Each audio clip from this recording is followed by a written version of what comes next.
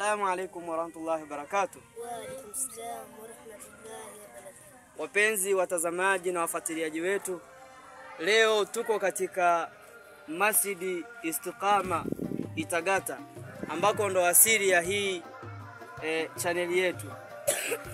Tunakuja leo kuwaonyesha katika baadhi ya mambo ambayo tunawafundisha vijana wetu.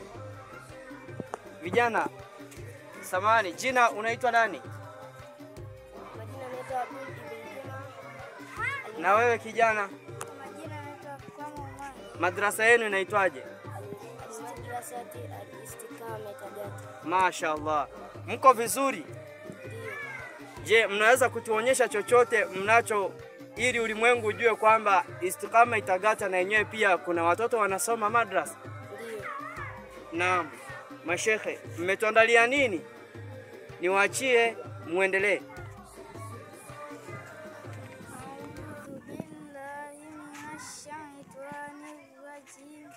Bismillahirrahmanirrahim.